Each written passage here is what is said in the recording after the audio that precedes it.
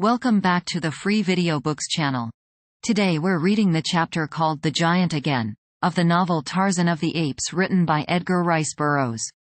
Before we get started, why not like and subscribe? Now, sit tight and let's get into it. A taxicab drew up before an old-fashioned residence upon the outskirts of Baltimore.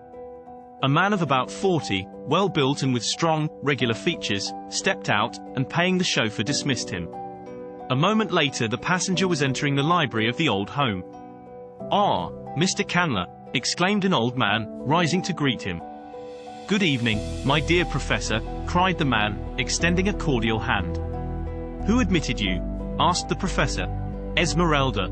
Then she will acquaint Jane with the fact that you are here," said the old man. "No, professor," replied Candler, "for I came primarily to see you." "Ah, I am honored," said Professor Porter. "Professor," continued Robert Candler, with great deliberation, as though carefully weighing his words, "I have come this evening to speak with you about Jane. You know my aspirations, and you have been generous enough to approve my suit." Professor Archimedes Q. Porter fidgeted in his armchair. The subject always made him uncomfortable. He could not understand why. Candler was a splendid match. "But Jane," continued Candler, "I cannot understand her. She puts me off first on one ground and then another. I have always the feeling that she breathes a sigh of relief every time I bid her goodbye." "Tut, tut," said Professor Porter. "Tut, tut, Mr. Candler. Jane is a most obedient daughter. She will do precisely as I tell her." "Then I can still count on your support?" asked Candler, a tone of relief marking his voice. "Certainly, sir, certainly, sir," exclaimed Professor Porter.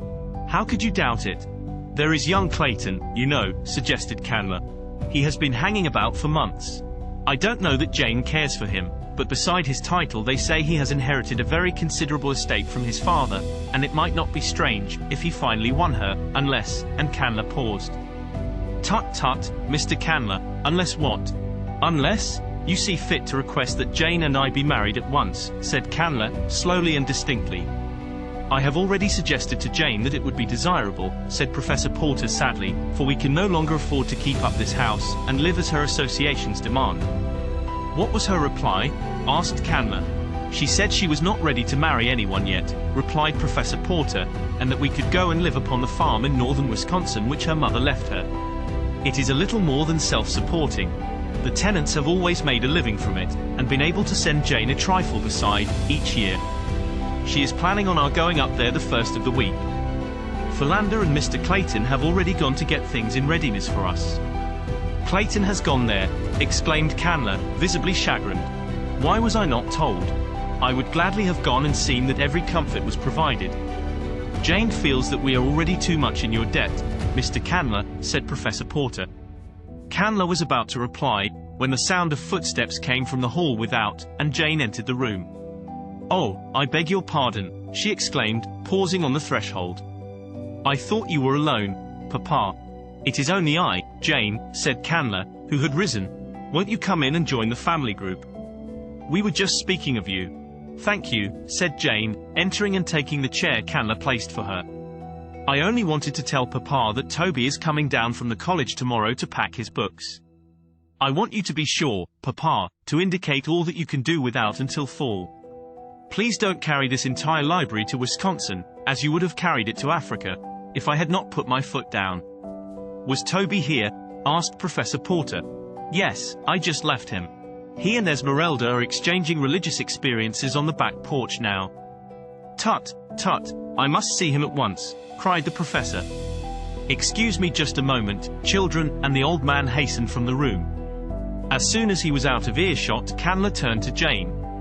"See here, Jane," he said bluntly. "How long is this thing going on like this? You haven't refused to marry me, but you haven't promised either. I want to get the license tomorrow, so that we can be married quietly before you leave for Wisconsin. I don't care for any fuss or feathers, and I'm sure you don't either." The girl turned cold, but she held her head bravely. "Your father wishes it, you know," added Candler. "Yes, I know." She spoke scarcely above a whisper. "Do you realize that you are buying me, Mr. Candler?" she said finally, and in a cold, level voice. "Buying me for a few paltry dollars? Of course you do, Robert Candler, and the hope of just such a contingency was in your mind when you loaned Papa the money for that harebrained escapade, which but for a most mysterious circumstance would have been surprisingly successful. But you, Mr. Candler, would have been the most surprised. You had no idea that the venture would succeed. You were too good a businessman for that. And you were too good a businessman to loan money for buried treasure seeking, or to loan money without security unless you had some special object in view. You knew that without security you had a greater hold on the honor of the Porters than with it. You knew the one best way to force me to marry you, without seeming to force me. You have never mentioned the loan. In any other man I should have thought that the prompting of a magnanimous and noble character. But you are deep, Mr. Robert Candler. I know you better than you think I know you. I shall certainly marry you if there is no other way, but let us understand each other once and for all. While she spoke, Robert Candler had alternately flushed and paled, and when she ceased speaking he arose, and with a cynical smile upon his strong face, said, "You surprise me, Jane. I thought you had more self-control, more pride. Of course you are right. I am buying you, and I knew that you knew it, but I thought you would prefer to pretend that it was otherwise. I should have thought your self-respect and your Porter pride would have shrunk from admitting, even to yourself, that you were a bought woman. But have it your own way, dear girl," he added lightly. "I am going to have you, and that is all that interests me." Without a word the girl turned and left the room.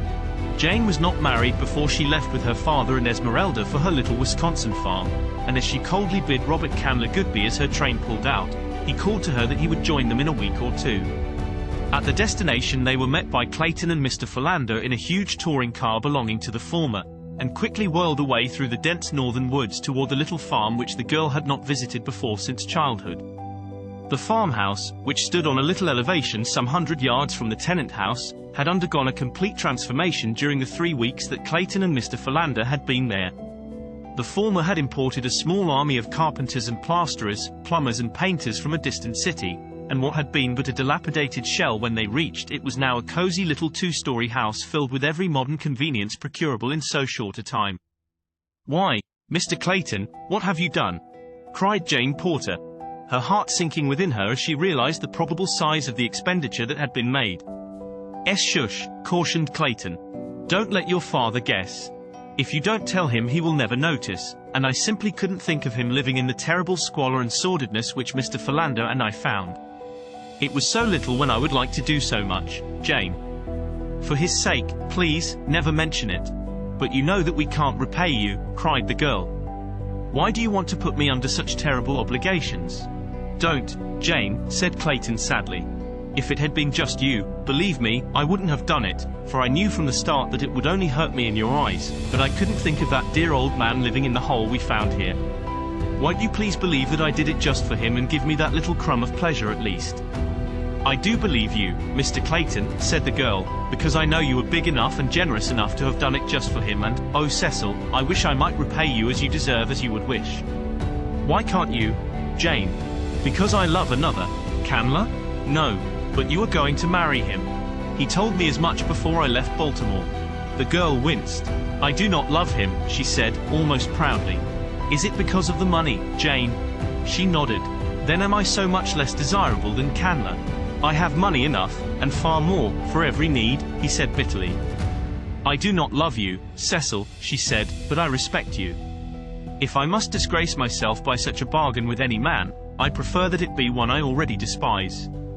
I should loathe the man to whom I sold myself without love, whomsoever he might be.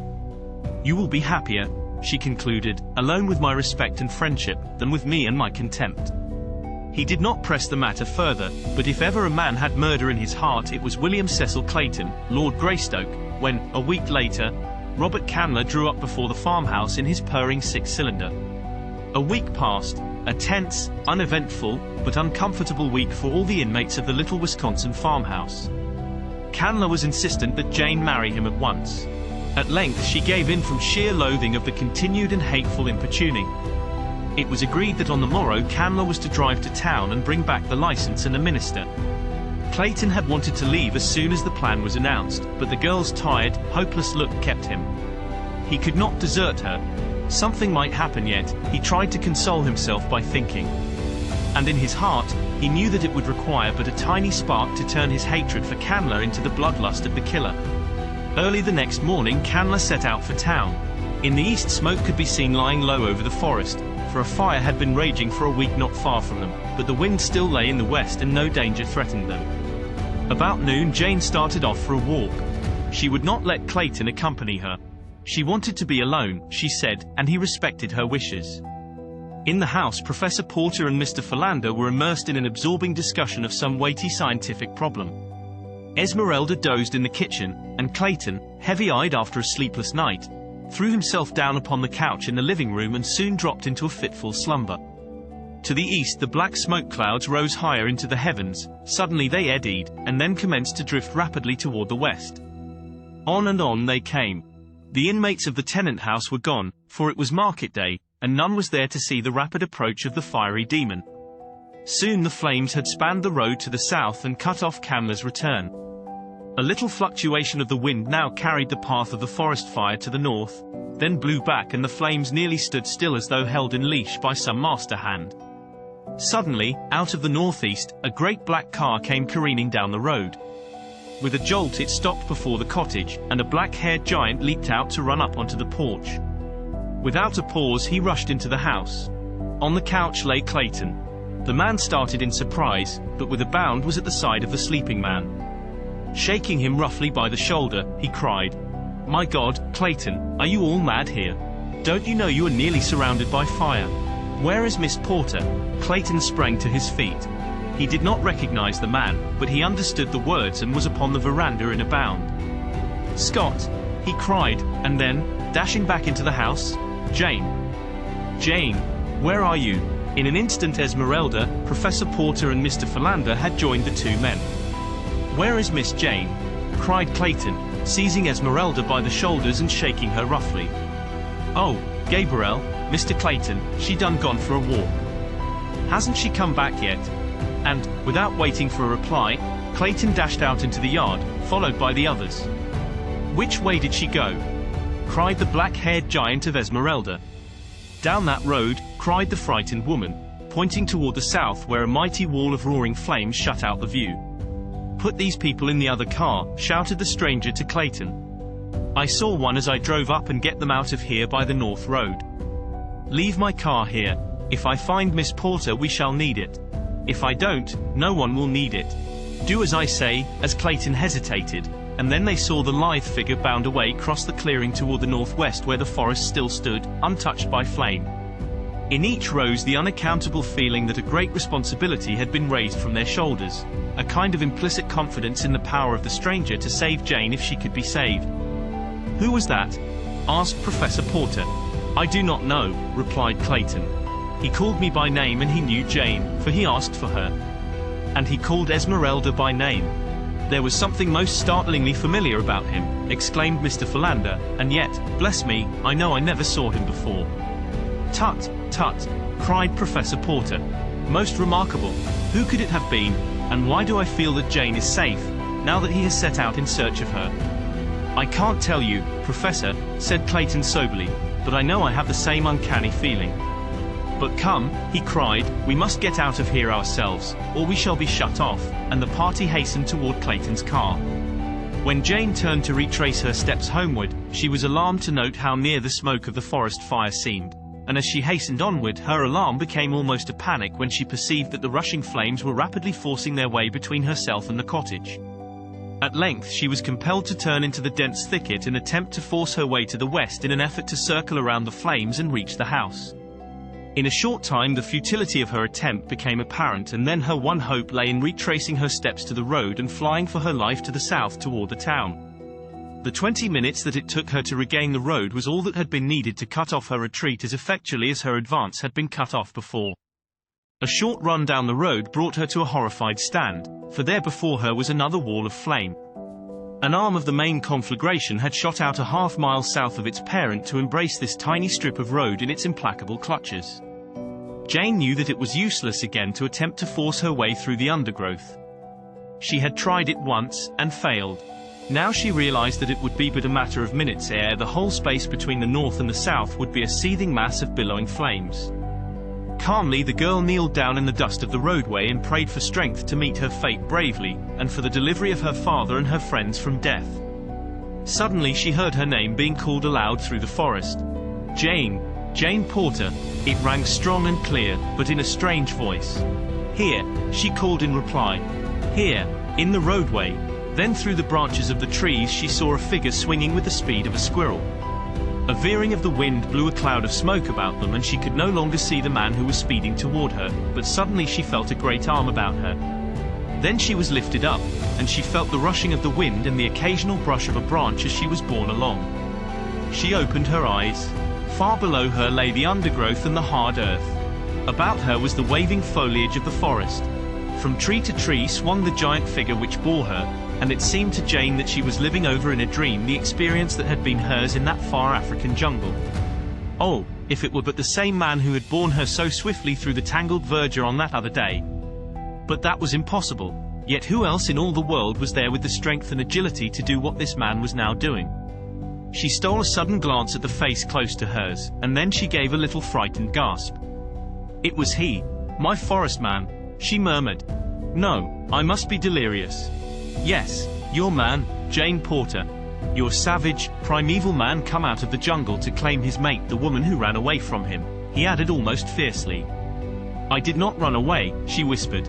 I would only consent to leave when they had waited a week for you to return. They had come to a point beyond the fire now, and he had turned back to the clearing. Side by side they were walking toward the cottage. The wind had changed once more, and the fire was burning back upon itself. Another hour like that and it would be burned out. Why did you not return? She asked. I was nursing Darnot. He was badly wounded. Oh, I knew it, she exclaimed. They said you had gone to join the blacks, that they were your people. He laughed. But you did not believe them, Jane? No. What shall I call you? She asked. What is your name? I was Tarzan of the Apes when you first knew me, he said. Tarzan of the Apes? She cried. And that was your note? I answered when I left. Yes. Whose did you think it was? I did not know. Only that it could not be yours, for Tarzan of the Apes had written in English, and you could not understand a word of any language. Again he laughed. It is a long story, but it was I who wrote what I could not speak, and now Darnot has made matters worse by teaching me to speak French instead of English. Come, he added, jump into my car. We must overtake your father. They are only a little way ahead. As they drove along, he said, then when you said in your note to Tarzan of the Apes that you loved another, you might have meant me. I might have, she answered, simply.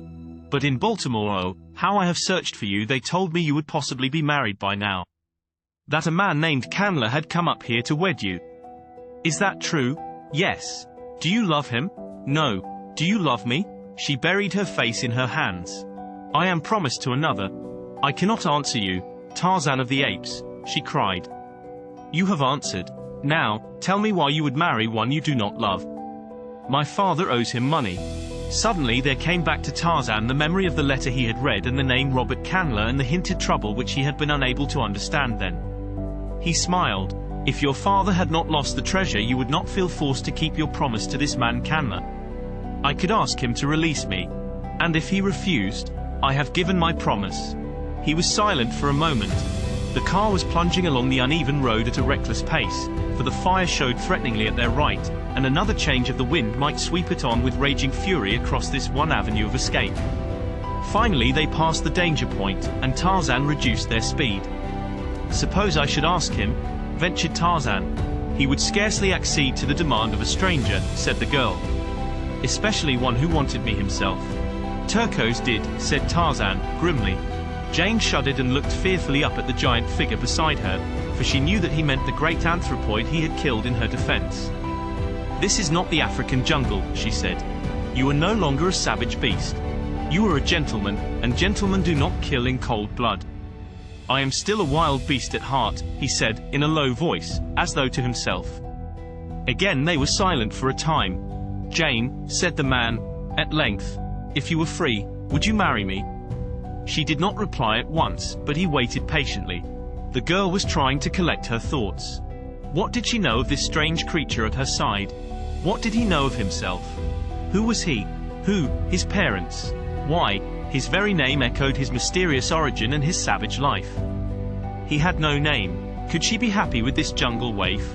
Could she find anything in common with a husband whose life had been spent in the treetops of an African wilderness, frolicking and fighting with fierce anthropoids, tearing his food from the quivering flank of fresh-killed prey, sinking his strong teeth into raw flesh, and tearing away his portion while his mates growled and fought about him for their share? Could he ever rise to her social sphere? Could she bear to think of sinking to his? Would either be happy in such a horrible misalliance? You do not answer, he said. Do you shrink from wounding me? I do not know what answer to make, said Jane sadly. I do not know my own mind. You do not love me, then? He asked, in a level tone. Do not ask me. You will be happier without me. You were never meant for the formal restrictions and conventionalities of society. Civilization would become irksome to you, and in a little while you would long for the freedom of your old life, a life to which I am as totally unfitted as you to mine. I think I understand you, he replied quietly. I shall not urge you, for I would rather see you happy than to be happy myself. I see now that you could not be happy with an ape. There was just the faintest tinge of bitterness in his voice. Don't, she remonstrated. Don't say that. You do not understand. But before she could go on, a sudden turn in the road brought them into the midst of a little hamlet. Before them stood Clayton's car, surrounded by the party he had brought from the cottage. Did you enjoy today's chapter of Tarzan of the Apes? Why not subscribe and ring the bell? Next time we'll be reading the chapter, Conclusion. Don't miss it.